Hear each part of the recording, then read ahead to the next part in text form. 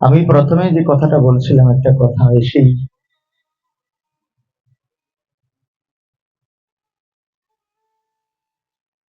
যে গৌড় দেশে তিনজন আচার্য আছে আমাদের সর্বশেষ মহাপ্রভু যাওয়ার পরে, যারা এই গৌড়ীয় ভাবধারাকে প্রচার করেছেন। এই যে সাদা তিলক বলেন, কালা তিলক বলেন, যাই বলেন, এগুলো কিচ্ছু থাকতো না তারা না থাকলে, কিচ্ছু থাকতো না। কলি পাবন অবতার শ্রীমান মহাপ্রভু যাওয়ার পরে কথাগুলো হৃদয়ে লিখে রাখবেন। একটা গান শুনেছেন আপনারা, যদি কাগজে লিখো নাম সে নাম কাগজ ছিঁড়ে যাবে, যদি পাথরে লিখো নাম পাথর হয়ে যাবে, হৃদয়ে লিখো নাম সে নাম রয়ে যাবে। হ্যাঁ, আপনি কারোর নাম যদি কাগজে লিখে রাখেন, কিছুদিন পরে কাগজটা নাও পেতে পারে, ছিঁড়েও যেতে পারে। পাথরে যদি নাম খোদাই করে লিখে রাখেন, পাথরও কিন্তু ক্ষয় হয়ে যেতে পারে, পাথরও ক্ষয় না। কিন্তু হৃদয়ে যদি লিখতে পারেন নাম, কোনোদিন মুছবে? মৃত্যুর আগের দিন পর্যন্ত কথাগুলো হৃদয়ে লিখে রাখুন। হৃদয়ে লিখে রাখার মতো কথা। আমরা সাধু সঙ্গে যাই সাধনা করতে, সাধন ভজন করতে, জীবনে কিছু আনতে। আমি যাদের কথা আজকে বলছি, নরোত্তম দাস ঠাকুর, শ্রীনিবাস আচার্য প্রভু আর শ্যামানন্দ প্রভু। হ্যাঁ, গৌড় দেশে তিন আচার্য, তারা অনেক পরে। ভাবনবতার মহাপ্রভু যখন এসছেন, তখন পৃথিবীতে ধর্মের নামে ব্যভিচার চলতো, আপনারা জানেন। আমি কালকে না পরশু কোথায় বলেছিলাম, কোথায় তৎকালীন সময়ের কিছু কিছু ব্রাহ্মণ, তাদের এত গোড়ামি ছিল, এভাবে কীর্তন করবে প্রশ্ন ওঠে না। রাজ দরবারে নালিশ জানাবে, রাজদরবার তো নয়, মুসলমান সমাজ। নবদ্বীপে তখন মুসলিম রাজত্ব, নবাব হোসেন শাহের তখন রাজত্ব চলছে পুরো গৌড় দেশে। সেই সময় একমাত্র হিন্দু রাজা ছিল উড়িষ্যা প্রতাপরুদ্র, মনে রাখবেন। ম্যাক্সিমাম শাসন করত মুসলিমরা। এখনো তো দেখছেন কি অবস্থা। আসলে ইসলাম কথার অর্থ কিন্তু এটা না যেটা তারা করছে। ইসলাম কথার অর্থ হচ্ছে ইমান। যার ইমান আছে সেই সচ্চা ইসলাম। ইসলামের দোহাই দিয়ে দিয়ে আজকে তারা হিন্দু নিধন যজ্ঞ করছে। তারা যেন আদা জল খেয়ে লেগে পড়ে আছে হিন্দুদের ধ্বংস করতে হবে, হিন্দু রাখা যাবে না, মুসলিম রাজত্ব কায়েম করতে হবে। ছোট করে সব, এটা কোনোদিন সম্ভব না।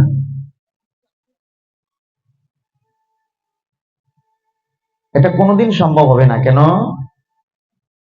কোন ধর্মই হানাহানি যুদ্ধ শিখায় না। ধর্মে মানুষ বাঁচে বারে, সম্প্রদায়টা ধর্ম না রে, অন্যে বাঁচায় নিজে থাকে, ধর্ম বলে জানিস তাকে। ধর্ম অনেকগুলো জিনিস নিয়ে ধর্ম শব্দটা তৈরি হয়েছে। ধর্ম মানে ধারণ করা, ধর্ম মানে আইন। কার আইন? ভগবানের আইন। কার ধর্ম? ভগবানের ধর্ম। যদিও এখন কলিযুগে বিভিন্ন ধর্ম বেরিয়ে গেছে। আমাদের ভক্তি বিনোদ ঠাকুর তিনি লিখেছেন, পৃথিবীতে যাহা কিছু ধর্ম নামে চলে, ভাগবত কহে তাহা পরিপূর্ণ ছলে। এগুলি ছল ধর্ম। ছল ধর্ম। মহাপ্রভু যখন ছিলেন তখন মহাপ্রভু কিছুটা গুটিয়েছিলেন, ম্যাক্সিমাম।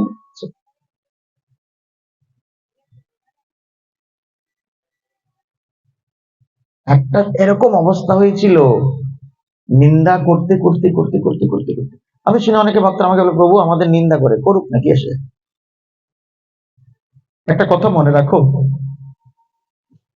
ভগবানের সৃষ্টিতে দুটো জীবকে ভগবান খুব বুদ্ধি করে বানিয়েছে, একটা হচ্ছে শুকর, একটা হচ্ছে নিন্দুক। এটা কিন্তু আপন করে তো যেটাতে ভাই, একদম কাছাকাছি ভাই, খুব রিলেটেড। শুকর যদি না থাকতো গ্রামের নর্দমাগুলি পরিষ্কার থাকতো কি? শুকর ড্রেনে নেমে নেমে গটগট গটগট করে নর্দমাগুলি পরিষ্কার করে দেয়, একটু জল ছেড়ে দিলে ড্রেনটা পরিষ্কার হয়ে যায়, ড্রেনটা জাম হয়ে আছে।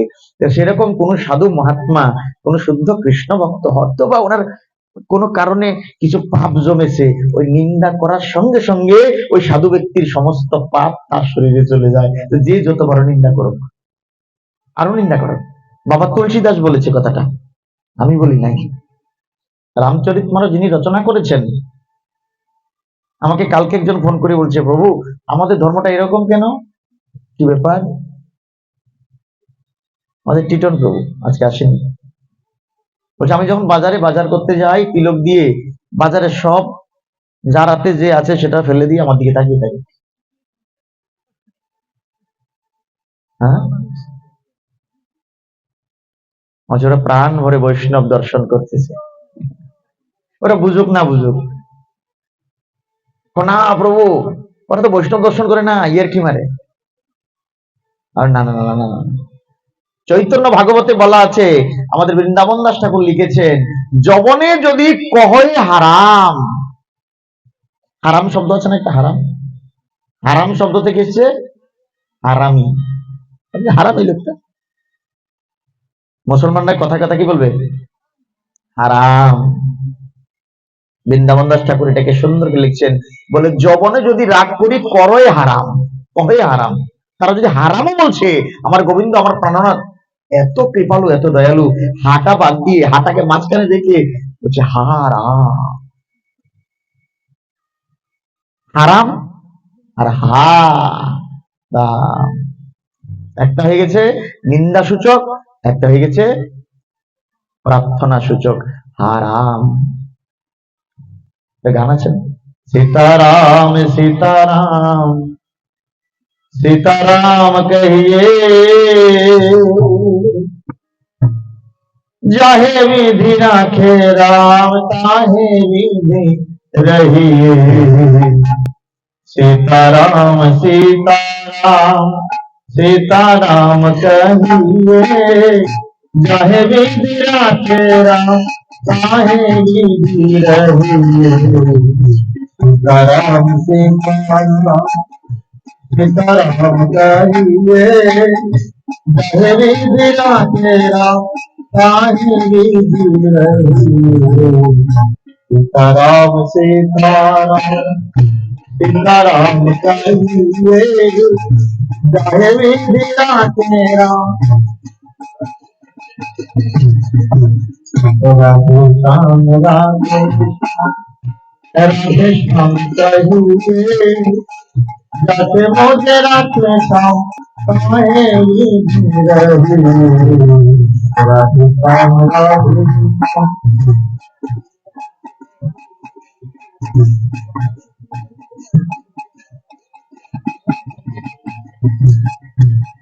রাম রাম করবে, শ্যাম শ্যাম করবে মুখে, আর ভগবান যেখানে যে অবস্থায় রাখে সে অবস্থায় থাকবে। मुख में है राम नाम, राम सेवा हाथ में, तू अकेला नहीं पगले, राम तेरे साथ में। ये তিলক দেখে যদি তাকিয়ে থাকে, আমি বলছি তখন দেখো তোমার তিলকের দিকে তাকাচ্ছে। আমরা তিলক মন্ত্রে কি বলি? ওম অতকান্তে রসকান্তে বিষ্ণুকান্তে বসুন্ধরে মৃত্তিকা হরণে, বলেন না এটা? বলেন না, অনেকে বলেন না, স্নান করে এই বলে। এটা একটু বাইর করে দিই, জামার নিচে দিয়ে দেখা যায়। হ্যাঁ, আমি দেখি যে কপালেরটা দেয়, আইডি দেয় না। হাফাতা শার্ট গায়ে দিলে এটা নিচেরটা একটু বাড়াইয়া দেয়, যেন লেন্সটা দেখা যায়। কি অবস্থা!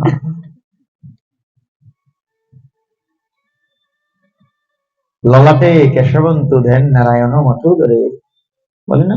ললাটে ওম কেশবায়, উদরে ওম। আমি বাকিটি বাদ দিলাম, বাকিটি তো জামার নিচে থাকে। তো কপালে কে আছে? কপালে কে আছে? কেশবায় নম। ভগবানের কেশব নাম কেন হয়েছে কি জানেন? কেশী নামক দৈত্যকে বধ করেছে, তার জন্য কেশব হয়েছে। না হলে দু চারটা দৈত্য আবার বধ করবে, কি আছে? কেশব তো আছে। কেশব থেকে না, দু চারটা দৈত্য বেশি বেশি বধ করবে, কি অসুবিধা আছে? এটা যদি ছেড়েও দিলাম, তিলকের ডান ভাগে কে থাকে? ডানে কেউ জানে না? বামে? মাঝখানে? মাঝখানে মানে ব্রহ্মা, বিষ্ণু, মহেশ্বর। একদম খুব জলের মতো বলে দিয়েছে। এই ব্রহ্মাণ্ডের 3 জন হচ্ছে প্রধান দায়িত্ব তাদের উপরে, সেক্রেটারি, প্রেসিডেন্ট, কেশিয়ার আর কি। যেমন কমিটি বানায় না, একটা কমিটি বানায়, কমিটির মধ্যে প্রধান কারা থাকে? সভাপতি, সম্পাদক আর কোষাধ্যক্ষ। ইংলিশে বলতে গেলে প্রেসিডেন্ট, সেক্রেটারি, কেশিয়ার। তো ভগবান ওই পৃথিবীটা বানিয়ে 3 জনের উপর দায়িত্ব দিয়েছে, সৃষ্টিকর্তা, পালনকর্তা, সংহারকর্তা। ভগবান বলছে আমি এসবের মধ্যে নাই। বিশ্বজিতের মতন ভাই বাজার টাজার করে দিয়েছি, ডেকোরেটর করে দিয়েছি, সবুজ ভাই সব রেডি করেছি, তোমরা কারা দিয়ে রান্ধাইবা, কে কীর্তন করবো, কে পাঠ করবো, আমি তো নাই। কে পরিবেশন করবো? যে ভগবানও এই পৃথিবীটা তৈরি করে এই 3 জনের উপর দায়িত্ব দিয়ে দিয়েছে। ব্রহ্মাকে বলছে তুমি সৃষ্টি করো। আসলে তো ব্রহ্মা তো মূল সৃষ্টিকর্তা না। মূল সৃষ্টিকর্তাকে ব্রহ্মাকেও যিনি সৃষ্টি করেছেন, এজন্য ব্রহ্মাকে বলে না অনাদির আদি ব্রহ্মা বলে, ভগবানকে বলে অনাদির আদি গোবিন্দ, যার আদিতে কেউ নাই। ব্রহ্মাণ্ডের প্রথম সৃষ্ট জীব হচ্ছে ব্রহ্মা। আচ্ছা, ব্রহ্মাই যদি সৃষ্টিকর্তা হতো, তাহলে হিরণ্যকশিপু যখন বরের জন্য গেছে ব্রহ্মার কাছে, বলছে আমাকে অমর করে দেন, ব্রহ্মা কি বলেছিল? আমি নিজেই তো অমর না, হয়তো বেশি দিন বাঁচি আর কি, কিন্তু আমি তো অমর না।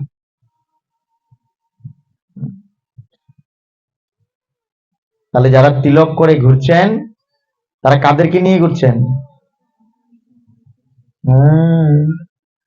কালকে থেকে একদম লাভ দিবেন, এসব ব্রহ্মা আইবে, এসব বিষ্ণু আছে, এসব এসব বাবা তো আছেই, বলার দরকার নেই। তবে এটা মনে রাখবেন, কোন বৈষ্ণবকে যদি কেউ আঘাত করে, প্রাণ থেকে, মন থেকে, শরীর থেকে যদি কেউ আঘাত করে, আপনারা কেউ রাগ হবেন না। ওই বৈষ্ণব ঠাকুর দয়ার সাগর, এই দাসে করুণা করি। এই যে আমাদের প্রথমে একটা গান করেছিল, দেখেছেন? রামচন্দ্র সঙ্গ মাগে নরোত্তম দাস। কোনদিন কি বিচার করে দেখেছেন এই রামচন্দ্রকে? কে জানেন? কেশব নরোত্তম দাস ঠাকুরের গুরুদেবের নাম হচ্ছে লোকনাথ গোস্বামী পাদ। তাহলে তিনি এখানে কেন বলছেন রামচন্দ্র সঙ্গ মাগে? কেন? রামচন্দ্র কবিরাজ হচ্ছে কেমন গুরু ভাই? শিওর? পাক্কা শিওর? ভেবে চিনতে বলেন। এরা কয় ভাই?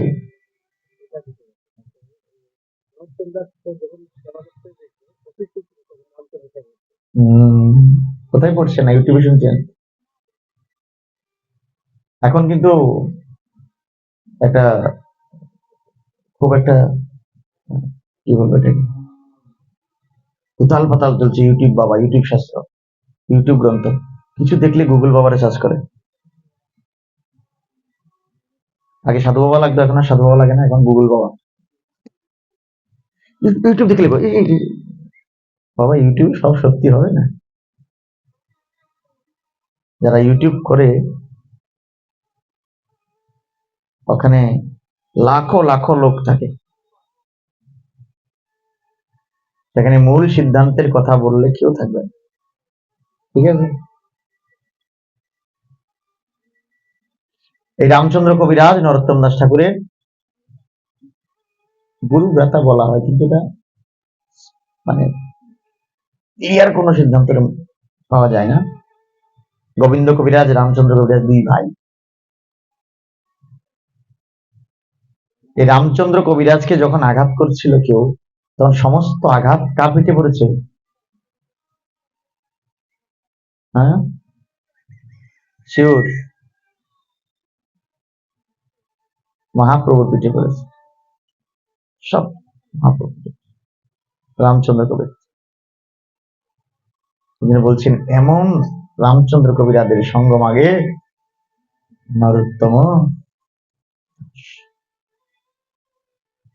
সেই জন্য আমাদের চিন্তা করার কিছু নাই। কেউ আমাদের পাচ্ছে লোকে কিছু বলে, বলুক, যুগ যুগ ধরে বলে এসছে। আরে আপনাকে আমাকে তো কম বলছে, ভগবান রামচন্দ্রকে নিজের বউকে পাঠাতে হয়েছে বনে। যখনই কেউ কিছু বলবে মনে দুঃখ আসবে, তোমার এই কথাগুলো চিন্তা করবে না, আরে আমি তো ছোট্ট। যখন মাতা সীতাকে বনবাসে পাঠিয়েছে, সেই কাহিনী যদি আপনারা জানেন, হৃদয় ভেঙে যাবে। তখন সীতামা ছিল 5 মাসের গর্ভবতী। লক্ষণকে ডাকলেন ভগবান রামচন্দ্র, লক্ষণ তুমি সীতাকে নিয়ে বনবাসে দিয়ে চলে এসো, কারণ লোকে নানান কথা বলছে। এখানে প্রশ্ন হতে পারে, ভগবান কেন শুনলো না? ভগবান তখন মর্যাদা পুরুষোত্তম রাম,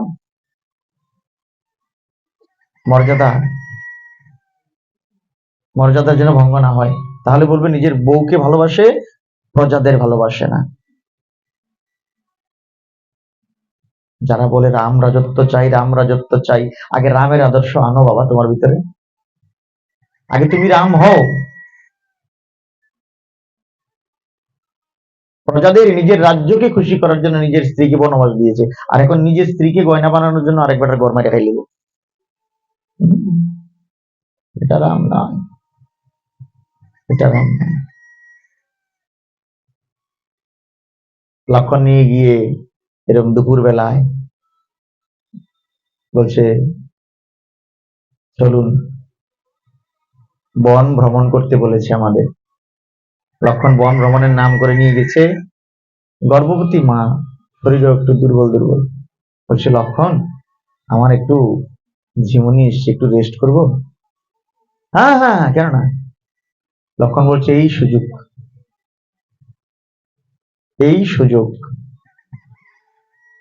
সীতামা অবলা নারী, একে তো পতিহারা, বনে দিয়েছে, এই যে চোখটা একটু লেগেছে, লক্ষণ এখানে রেখে পালিয়েছে। ঘুম থেকে উঠে দেখে যার কেউ নাই, কি কান্না, কি কান্না। তখন ওই মহর্ষি বাল্মীকি এসে বলছে, মা তুই কান্দিস না, আমি আছি, চল আমার সঙ্গে চল। যার কেউ নাই তার ভগবান আছে, চল আমার আশ্রমে থাকবে। তো ভগবান রামচন্দ্রকে পর্যন্ত করতে হচ্ছে। আর ভগবান কৃষ্ণ, কৃষ্ণকে নিয়ে তো এখনো বলে, যতদিন পৃথিবী থাকবে ততদিন বলবে। কি বলবে? এখন একটা সোসাইটি বেরিয়েছে, কোন একটা, আমি নাম জানি না, ওরা কৃষ্ণকে বলে গোয়ালার ছেলে, কৃষ্ণ চরিত্রহীন। একটা শুনেছি, আমি চিনি না তাদের। কৃষ্ণ একটা গোয়ালার ছেলে, কৃষ্ণ কি করে ভগবান হয়? আরে ভগবান তো গীতা বলেনি, গীতা বলছে ভগবান। কি সিদ্ধান্ত তাদের! গীতা খুলে দেখবেন আপনারা, একবারও বলে নাই শ্রীকৃষ্ণ বাচ, বারে বারে বলছে ভগবান বাচ। আপনি ভগবানই তো চিনেন না, সাধারণ মানুষের মাথা ঘুরে যাবেন। আসলে তো আপনারা বলছেন প্রভুরা দিন রাত বলছে যে ভগবান শ্রীকৃষ্ণ গীতা বলছে, আর এখন গীতায় বলছে যে ভগবান বলছে, ভগবান বলছে। তাহলে ভগবানটাকে বলে এই ভগবান হচ্ছে আমাদের, তাই না? এই ভগবান হচ্ছে উনি, বা আরে ভগবান। এই জন্য আমাদের মন খারাপ করার কিছু নাই। আছে লোকে কিছু বলে বলুক, আমরা আমাদের কাজ করব। এই যে আমরা নগর সংকীর্তন করে এসেছি, কত লোক কত কিছু বলে, ভাগল নি একটু ঠাড়া পড়া রোদের ভিতরে, আইয়া কাম নাই। তোরা যা খুশি তা বলুক, আমরা তো সাকসেস। আমরা এই রৌদ্রের মধ্যে কীর্তন করতে করতে চলে এসেছি। ভগবান দেখেছে, মহাপ্রভু দেখেছে, ব্রজবাকি বৃক্ষল তারা কৃষ্ণ নাম শুনে গেছে, তারা আশীর্বাদ করবে যে আমরা কৃষ্ণ নাম শুনতাম না এই পথে, তোমরা কৃপা করে শুনিয়েছো, আমরা প্রার্থনা করি তোমাদের গোবিন্দ চরণ প্রাপ্তি হোক। আমরা কাজ হয়ে গেছে, তুমি ফেসে গেছো। এর হিসাব। এই জন্য কারো কিছু শোনারও দরকার নাই, বলারও দরকার নাই। আজকে পরম পাবন তিথি আমাদের ভক্তি সিদ্ধান্ত সরস্বতী ঠাকুর প্রভুপাদের 151তম আবির্ভাব তিথি। খুব ভালো দিনে পড়েছে। কজন চিনে ওনাকে? যে ভক্তিবিনোদ ঠাকুরের কথা বললাম, ওনার পুত্র। ভক্তিবিনোদ ঠাকুরের আগের নাম ছিল কেদারনাথ দত্ত। তিনি ছিলেন ম্যাজিস্ট্রেট ব্রিটিশ আমলের। আমাদের গুরু পরম্পরা এখানে আছে 1 2 3 4 নম্বর।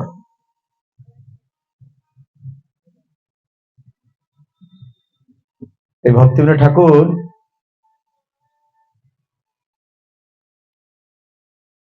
ওনার কর্মজীবনে তিনি নবদ্বীপে ছিলেন এবং নবদ্বীপ থেকে ট্রান্সফার হয়ে তিনি কৃষ্ণনগর গিয়েছিলেন। এখনো ওনার বাড়িটা আছে, সানদা সুখদ কুঞ্জ বাড়ির নাম। নবদ্বীপ গেলে দর্শন করে আসবেন।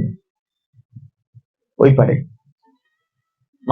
মায়াপুর থেকে ওই পারে, গঙ্গা নদী না, জলঙ্গি নদীর ওই পারে, সর্বগঞ্জ দ্বীপ। তিনি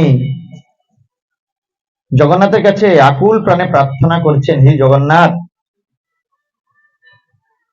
আমাকে একটা পুত্র সন্তান দাও যে তোমার সেবায় লাগবে, তোমার বাণী প্রচার করবে এবং আমারও সাহায্য হবে। এই ভক্তিবিনোদ ঠাকুর বিমলা দেবীর কাছে গিয়ে প্রার্থনা করতেন। বিমলা দেবীর প্রসাদ, বিমলা দেবী মানে এই যে উড়িষ্যাতে আছে, এরও একটা কাহিনী আছে, বিমলা দেবী উড়িষ্যাতে কেন? নারদ মুনি একবার ভগবানের প্রসাদ পাবে, মনের ইচ্ছা হয়েছে একটু যদি ভগবানের প্রসাদ পেতাম। ভগবানের কাছে গিয়ে বলছেন, প্রভু আমি যদি আপনার একটু প্রসাদ পেতাম। বলে, দেখো আমি যখন প্রসাদ পেয়ে চলে আসি, আমার উচ্ছিষ্ট থালার প্রতি অধিকার আমার স্ত্রীর, আমার লক্ষ্মীর, আমার না। তুমি একটা কাজ করো, তুমি লক্ষ্মীর কাছে গিয়ে চাও। ও মার কাছে চাইবো? মা তো সরল, মা দিয়ে দিবে। আর ভগবান ওই সময়ের মধ্যে লক্ষ্মীকে বলেছে, লক্ষ্মী আমার প্রসাদ তুমি কোনোদিন কাউকে দিবে না। মাতা লক্ষ্মীকে যখন প্রার্থনা করেছে নারদ মুনি, লক্ষ্মীদেবী বলছে, আমার প্রভুর নির্দেশ, অবশিষ্ট প্রসাদ যেন আমি কাউকে না দিই। দেখেন প্রসাদে, এখন তো প্রসাদের অভাব নাই। যদি ভক্তবৃন্দ, মহাপ্রসাদ বিতরণের কাজ শুরু হয়ে গেছে, আপনারা প্রসাদ গ্রহণ করুন। এখনো মূর্তি রয়েছে বাজারে। মিথ্যা কথা বলছি? আমাদের বাড়িতে কালী পূজা হবে, প্রসাদ নেবেন, 8:30টায় যাবেন, ফ্রাইড রাইস, বুটের ডাল, পনির সবজি, প্রসাদ শুরু। মা মূর্তি কই গেছে? আনতে গেছে। মিথ্যা কথা নাকি? মিথ্যা কথা? আমি দেখছি 2-3টা। কি বল, দুধ নিলে দরকার দিয়ে আরে হিন্দুরে কিছু করার নেই। আরে আপনি আমাকে বলবেন, কিছুদিন আগে আমাদের মন্দিরে 50-60 জন প্রসাদ পাবে, 1 বছর হয়েছে বোধ হয়। আর ও কি অনুষ্ঠান, আমি তো অনুষ্ঠান মঙ্গলপুর দেখে সব। তো আমি দুপুরবেলা জিজ্ঞাসা করছি কিসের অনুষ্ঠান, বলছে অন্নপ্রাশন। তাহলে লোক খাচ্ছে, কিন্তু যার অন্নপ্রাশন তাকে তো দেখি নাই। জিজ্ঞাসা করেন, যেই বাচ্চাটার অন্নপ্রাশন তাকে তো দেখি নাই মন্দিরে। ওর বাবা মা কোনটা, ওই ডাকলাম, প্রভু অন্নপ্রাশন, প্রভু ভোগ নিয়ে গেছি তো। কোথায় জানেন? বাইখরা বাজারটা পার হলে 1 কিলোমিটার গেলে ডান দিকে একটা মসজিদ আছে, ছোট্ট ছোট্ট একটা মসজিদ আছে। ওখানে তারা মানস করছে, যদি আমার ছেলে হয় মসজিদে না মুখপ্রসাদ দিন। 1 বছর আগে। আচ্ছা, ওইখানে ভোগ নিয়ে গেছি না, ওইখানে প্রসাদ দিচ্ছি। বাবা, জয় হোক। এমন হিন্দুর ছবি ঘরে ঘরে রাখা দরকার। নিজের ধর্মকে সর্বনাশ করে অন্য ধর্মের প্রশংসা করে। আমাদের বাচ্চাগুলোকে নিয়ে পড়ায় হোলি ক্রস স্কুলে, খ্রিস্টান স্কুলে পড়ায়, দিন রাত সনাতন ধর্মের বিরুদ্ধে বলে, ওখানে পড়ায়। কিছু করেন না, কি করে?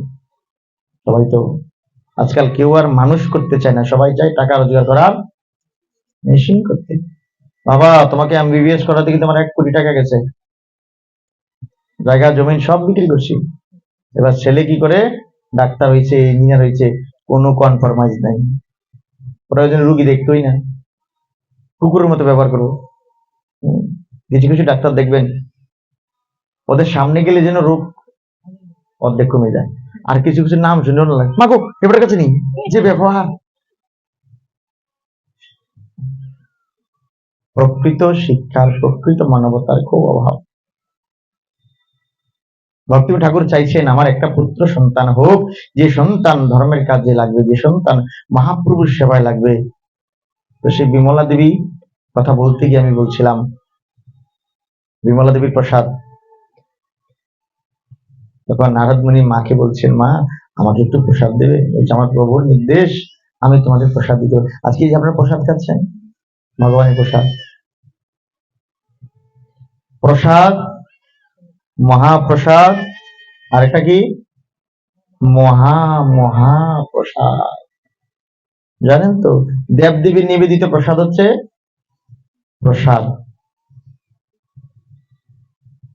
প্রসাদ। দেবদেবীদের নিবেদিত প্রসাদ হচ্ছে প্রসাদ, ভগবানের নিবেদিত প্রসাদ হচ্ছে মহাপ্রসাদ। আর এই ভগবানের নিবেদিত প্রসাদ যখন কোনো ভক্তর উচ্ছিষ্ট পাতা থেকে নেন, তখন হয়ে যায় মহাপ্রসাদ। এটার থেকে অনেক গুরুত্ব বেশি হয়ে যায়। সেই আমের আটি চুষে কালিদাস, চুষিতে চুষিতে হয় মহা প্রেমের উল্লাস। চৈতন্য চরিতামৃতের অনন্ত লীলার 11 পারিচ্ছেদ, 11 না 16, এসব 16তম পারিচ্ছেদ পড়বে। এখানে প্রসাদের ডেফিনেশন দেওয়া আছে। যার যার বাড়িতে চৈতন্য চরিতামৃত আছে, আজকে গিয়ে পড়বেন। অন্তলীলার 16তম পারিচ্ছেদ, প্রসাদের গুরুত্ব দেওয়া আছে। কাকে প্রসাদ বলে? আজকাল তো প্রসাদ বলে সব চলছে, প্রসাদ প্রসাদ প্রসাদ প্রসাদ। চা খাইয়া ধ্বনিতাই দয়াল শ্রী গুরু প্রসাদ, পানের থালা প্রসাদ, প্রসাদ প্রসাদ, মানে সব প্রসাদ।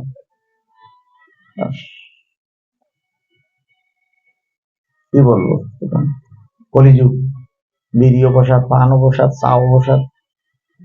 আবার সিস্টেম আছে, সার কাপের উপরে একটা বিস্কুট দেয়, আমি দেখছি একটা জায়গায় দিয়ে, এক চুমুক খায়, কেটলির মধ্যে ঢেলে দেয়। করুণা তাড়াতাড়ি ছড়াইব, করুণা তাড়াতাড়ি ছড়াইব। যেটা ভগবত সেবায় লাগে না। চা নিরামিষ, আমিও জানি। চাতে কি ব্যবহার হয়? পাতা, চিনি, জল, দুধ, ঠিক আর কিছু। কিন্তু নিরামিষ হলেও সেটা খাওয়া যাবে না, যেটা গোবিন্দের সেবায় লাগে না সেটা আমরা খাবো। পান তো লাগে, হ্যাঁ পান লাগে। পানে কি দেয় দেখবেন তো, ভোগের থালে যখন পান দেয়, ভোগের যখন পান দেয় কি দেয়?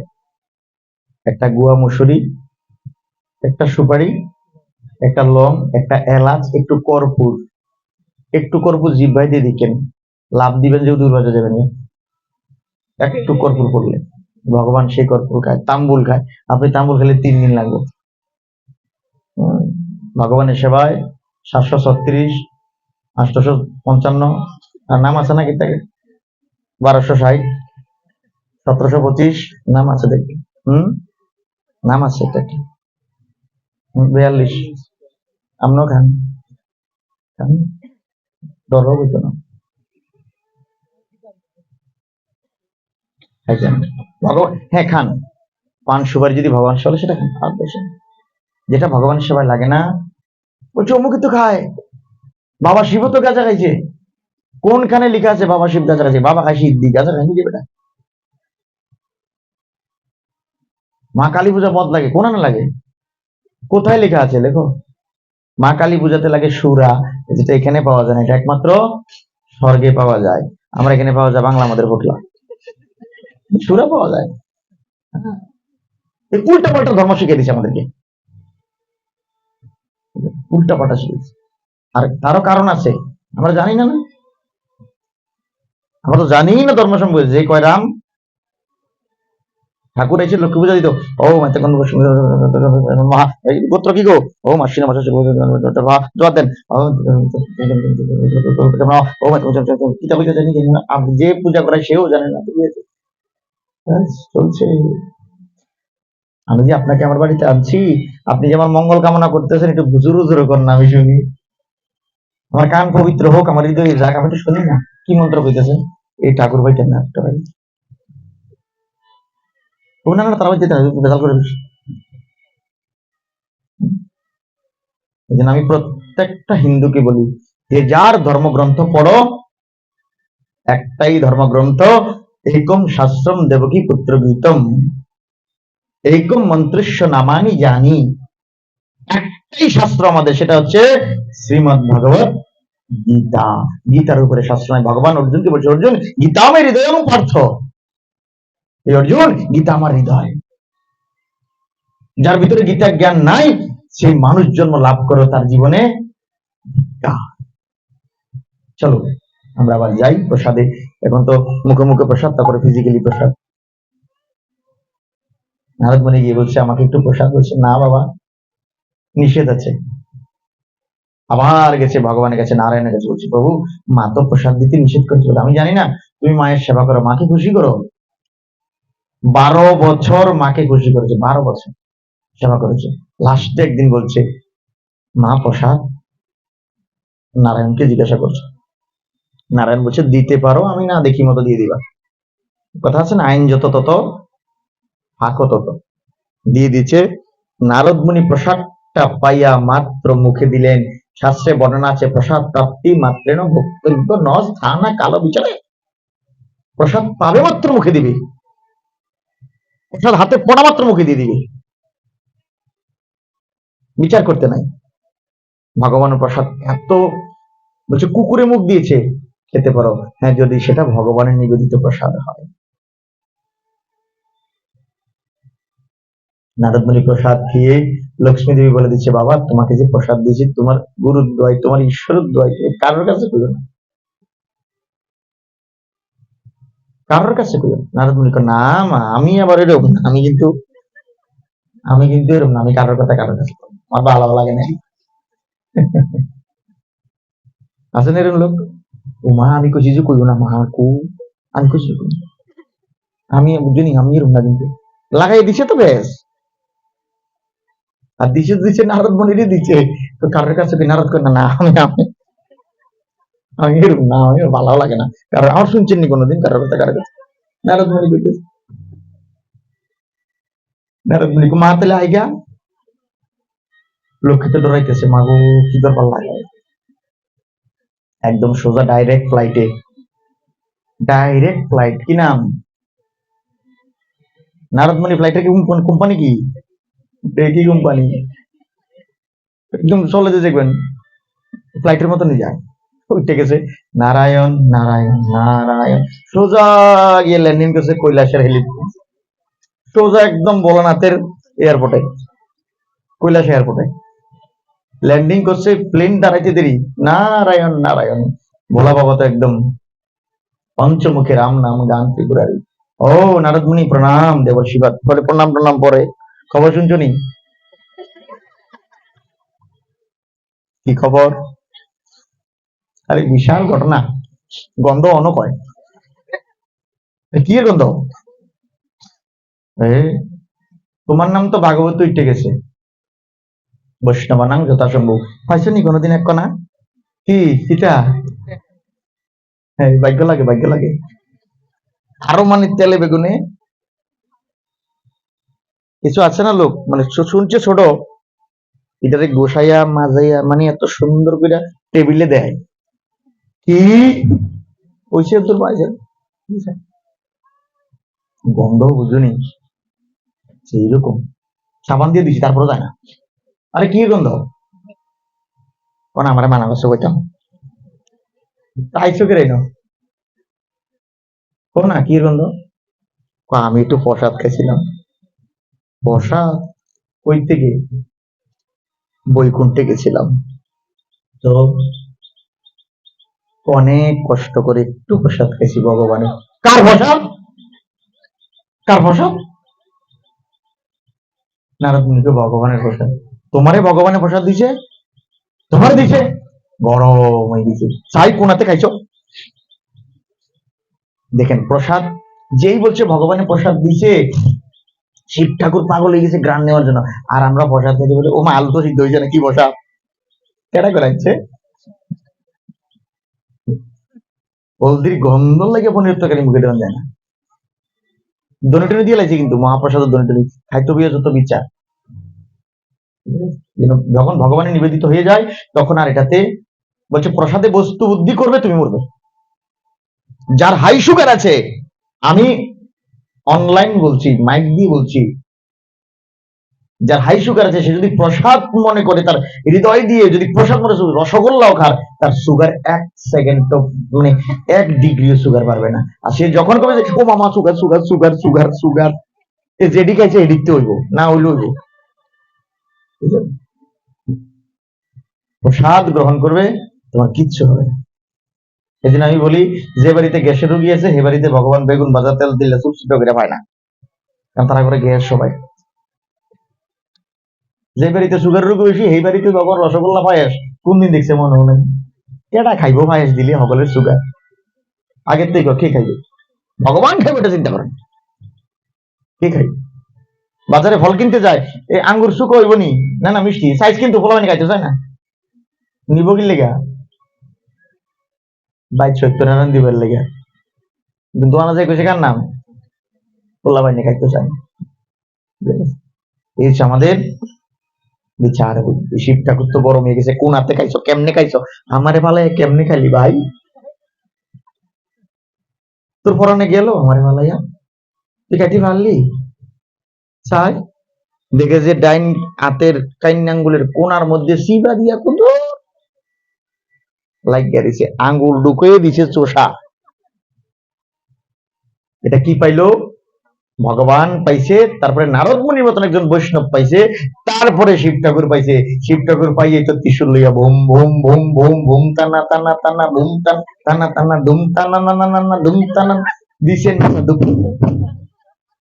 পার্বতী দেবী গত গীতা বেটা ভাগ লেছে গিরাইটা, পাগল তো আগেতেই জানি, তাই যে তো বেশি পাগলামি করতেছে।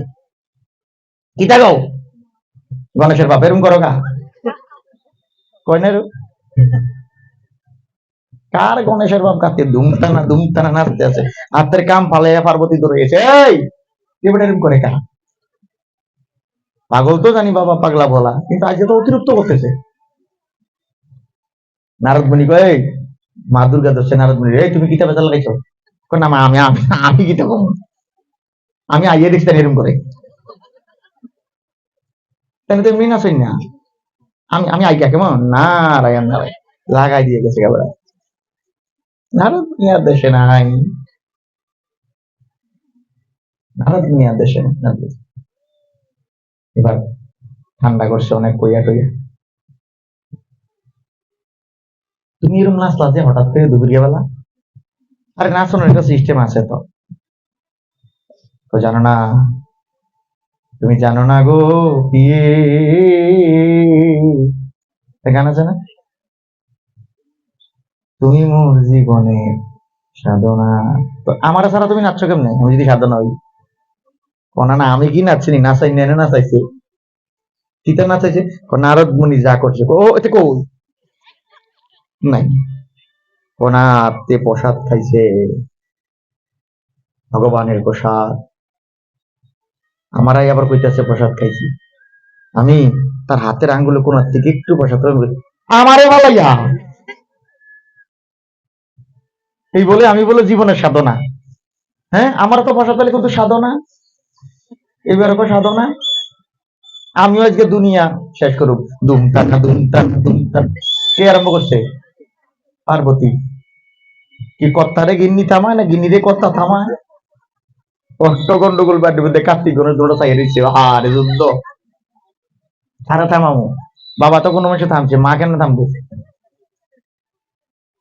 শিব ঠাকুর বাপরে বাপ, এটা গানও আছে দেখবেন।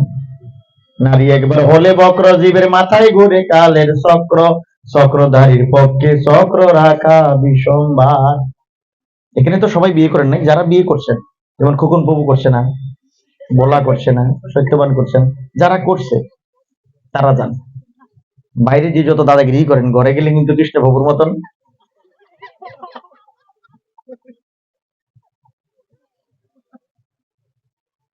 বাইরে কৃষ্ণপ্রভু কি হিরো, কি কীর্তন, কি ভাব, কি গরম।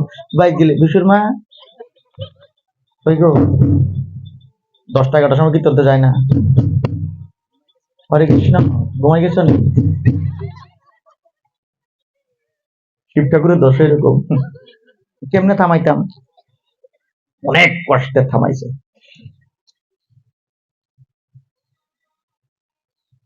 আমার প্রসাদ লাগবো এবং অক্ষণ লাগবে, অক্ষণ অক্ষণ অন দা স্পট, এক তাল।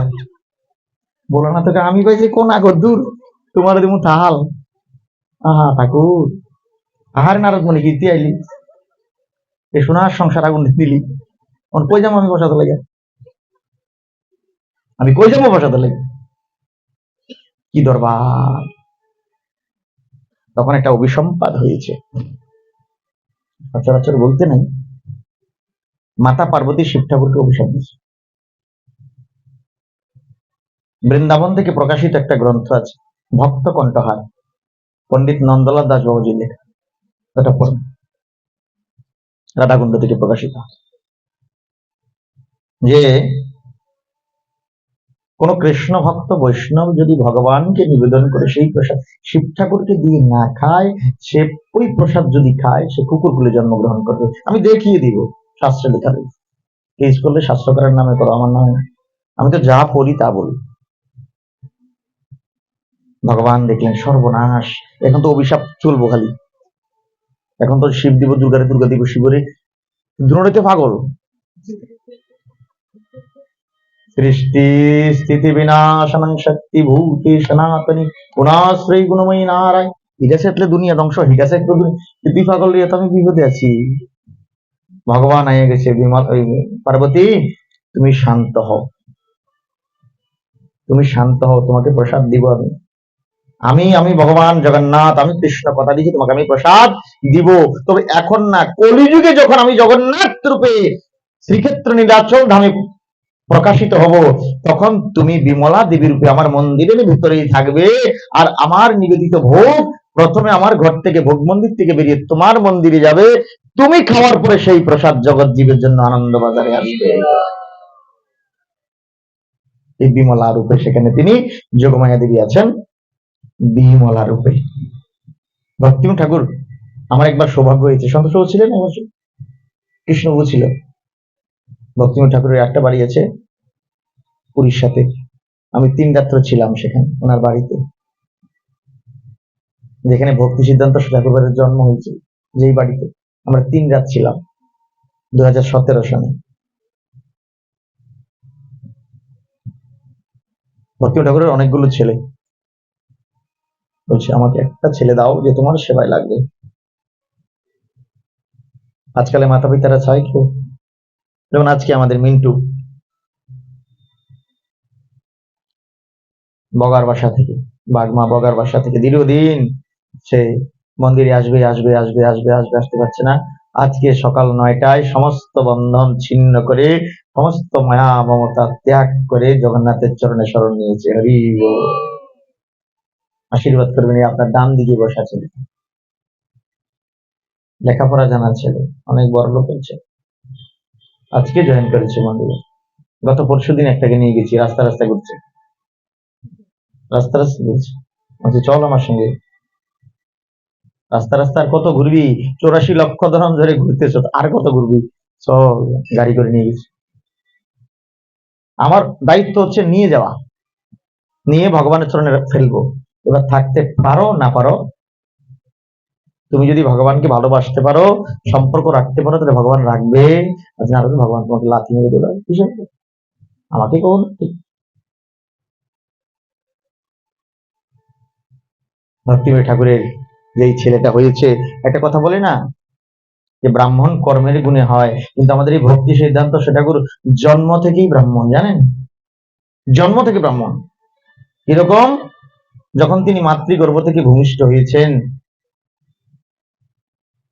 ওই যে আমাদের, আমি জানি না, শুনেছি যে মায়ের সঙ্গে যেই সন্তান হয় তার একটা কানেক্টিভিটি থাকে, কানেকশন থাকে, নারীর সঙ্গে বাঁধা থাকে, যেটা ডাক্তার কেটে দেয়, বলছে তোমার সঙ্গে তোমার মায়েরও সম্পর্ক নাই, কোনো সম্পর্ক নাই, তুমি একা জগতে।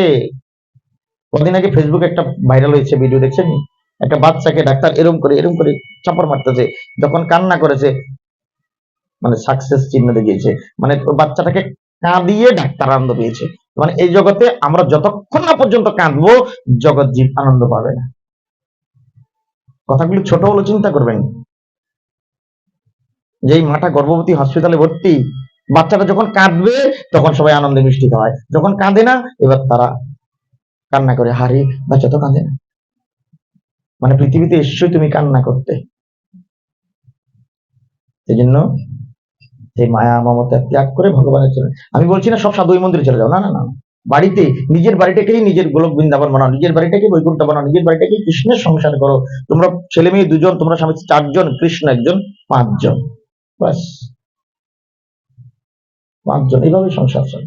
ভক্তি ঠাকুর যেটা করতেন, যখন ভূমিষ্ঠ হয়েছে এই নারীটা এরকম পৈতার মতো পেঁচিয়েছিল, ডাক্তার মানে তখন তো ডাক্তার ছিল না, বৈদ্যরা দেখে বলছে সর্বনাশ, এ তো পৃথিবীর ইতিহাসে বিরল। তারা তো তার মতো বুঝলো, ভক্তগণ কি বুঝলো? যে উনি ব্রাহ্মণ হয়ে বেরিয়ে এসেছেন। এমনকি এই জগন্নাথের রথ এখানে 3 দিন দাঁড়িয়েছিল, 3 দিন। ইতিহাস পড়ে দেখবেন, রথ এখানে আটকে পড়ে গেছে। ভক্তি ঠাকুর গিয়ে পূজা করেছে, আরতি করেছে, জগন্নাথ যাচ্ছে না। কেন যাচ্ছে না জানেন? জগন্নাথ তার ভক্তকে একটু দেখবে। ভগবান কাঁদে ভক্তের জন্য, ভক্ত কাঁদে ভগবানের জন্য। শুধু আমরা কাঁদি তা না, ভগবানও কাঁদে আমাদের কাছে আসার জন্য। আসতে পারে না কেন জানেন? কিছু বাধ্যবাধকতা থাকে, এই জন্য আসতে পারে। ওই বাধ্যবাধকতা গুলি একটু ছড়িয়ে দিতে হবে। চুম্বক টানছে লোহাটাকে, কিন্তু টানতে পারছে না কেন জানেন? সামনে একটু জংকার পরে আছে, জংকারটা একটু ঘষে দেন শিরিষ পেপার দিয়ে, চুম্বক টেনে দেবে। শিরিষ পেপারটা হচ্ছে সাধু সঙ্গ, জংকারটা হচ্ছে কাম ক্রোধ লোভ মায়া মমতা, এগুলি জলের মতো বলে দিচ্ছে। হিংসা নিন্দা এগুলো সব জংকারটিকে দূর করে দিবেন, সাধু সঙ্গ রূপী শিরিষ দিয়ে ঘষে দিবেন। চুম্বক হচ্ছে কৃষ্ণ, আপনাকে আকর্ষণ করবেন। তাই ওনার নাম কৃষ্ণ আকর্ষণ, সর্ব আকর্ষণ কৃষ্ণ। যেই ভগবানের রথ এখানে এসে দাঁড়িয়েছে, ওনার মা ভগবতী দেবী অর্থাৎ ভক্তিবিনোদ ঠাকুরের স্ত্রী এই কুলে করে এনে নাম রেখেছিলেন কি জানেন? বিমলা প্রসাদ দত্ত। মাতা বিমলার প্রসাদ খেয়ে তার জন্ম হয়েছে। এরকম করে কুলে করে এনে রথের উপরে জগন্নাথের চরণে দিয়ে দিয়েছেন। বলছে প্রভু তোমার প্রসাদ খেয়ে, তোমার কৃপায় আমার সন্তানের জন্ম, এই সন্তান আমার না, এই সন্তান তোমার, তোমার চরণে অর্পণ করলাম। এই বলতে দেরি জগন্নাথের গলা থেকে মালা খুলে ভক্তিদাস গলা পড়ে গেছে, খুলে পড়ে গেছে। এগুলো কেউ গুতা দিয়ে ফেলে দিয়েছে। জগতে ঘোষণা হয়ে গেল এই মহাপুরুষ এসছে, মহাপুরুষ নিজজন ধীরে ধীরে ধীরে ধীরে বেড়ে উঠতে শুরু করেছে। ভক্তিবিনোদ ঠাকুরের ছেলে ধীরে ধীরে, সংক্ষিপ্ত করে বলছি, পড়ে নেবেন যার যার বাড়িতে বই আছে। ধীরে ধীরে ধীরে ধীরে বড় হতে লাগলেন। ভক্তিবিনোদ ঠাকুরের কাছে গেলেন, বাবা আমাকে দীক্ষা দাও কৃষ্ণ মন্ত্রে। বলছে আমি তোমাকে দীক্ষা দিতে পারবো। অনেকে বলে দেখবেন কুলগুরু, আমরা কুলগুরু। কুলগুরু কাকে বলে জানেন? জাগ্রত যার কুণ্ডলিনী কুলগুরু তাকেই মানি। আর আমরা কুলগুরু মানে কি? বাপের ফুত, সুতের ফুত, নাতির নাতি সবই কুলগুরু না, এরকম না। আরে কোনো গ্যারেন্টি আছে? বাবার মতো ছেলে হবো, কোনো গ্যারেন্টি আছে? কোন কোন সম্প্রদায় আছে বাপও ভগবান, ভূত ভগবান, নাতিও ভগবান, মানে তারা গড়ে যাইবে সব ভগবান, সব গোষ্ঠী উদ্ধার সিংহাসনটা বই দেয়। এরকম না, ভগবান একজন শ্রীকৃষ্ণ, ওই সিংহাসন কৃষ্ণের, গুরুর আসন এক স্টেপ নিচে, গুরু হচ্ছে সিঁড়ি, গুরুকে ধরে কৃষ্ণের কাছে যায়। ভক্তিবিনোদ ঠাকুর সেই তত্ত্বগুলি বুঝিয়ে দিলেন, বিমলা আমি তোমাকে দীক্ষা দিব না, তাহলে আমি যেই তত্ত্ব প্রচার করতে এসেছি সেটা প্রচার করতে পারবো না। তুমি তোমার গুরু নির্বাচন করো। তুমি শিক্ষিত ছেলে, তুমি শাস্ত্র জানো, তোমাকে পণ্ডিত বানিয়েছি আমি, তোমার গুরু নির্বাচন করার ক্ষমতা তোমার কাছে আছে। শুধু ভক্তজন গুরু নির্বাচন করার আগে গুরু বানাও জানকে, পানি পিও ছানকে। গুরু বানানোর আগে চিন্তা করে দেখবেন আমি ঠকে যাচ্ছি না তো, সারাটা জীবন কপাল থাপড়াবো না তো। মেয়ে বিয়ে দেওয়ার আগে চিন্তা করতে হবে। বিয়ে দিয়ে দিলে তখন আর 50,000 টাকা ক্যাশ, যদিও পণ্যে অপরাধ দেওয়া অপরাধ, কিন্তু বিয়ার 3 দিন আগে 30,000 দিব, আর আইলা তাহলে 20,000 দিব। এ টাকা দিতে পারবো না, না খুঁজতে পারবো?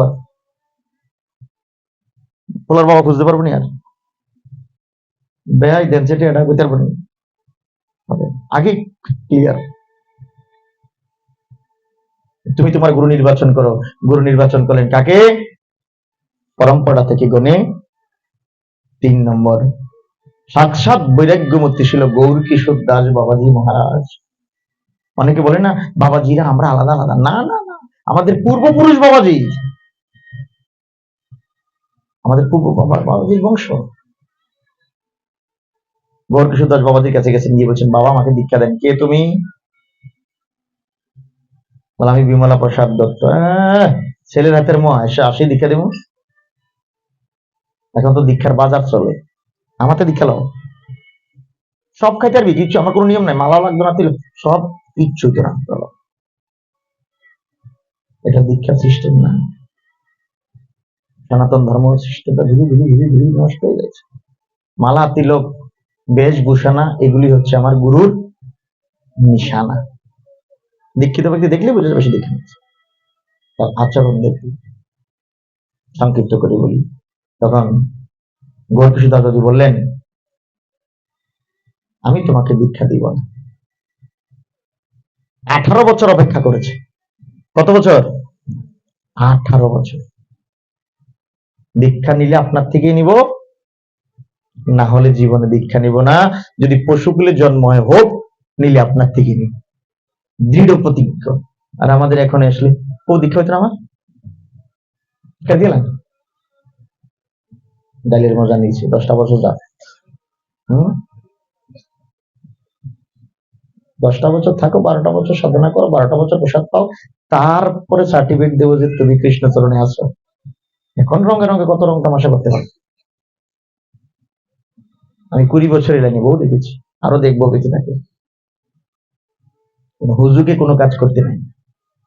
18 বছর অপেক্ষা করেছে, প্রতিদিন যায়, প্রতিদিন গুরুদেবের সেবা করে। লাস্টে 18 বছর শেষে বলছেন বিমলা প্রসাদ আমি আজকে আমার প্রভুকে জিজ্ঞাসা করব, যদি প্রভু বলে তোমাকে দীক্ষা দিতে তবে আমি দীক্ষা দেবো। প্রভু মানে মহাপ্রভুকে জিজ্ঞাসা করি। রাত্রিবেলায় প্রভুকে জিজ্ঞাসা করলেন, আর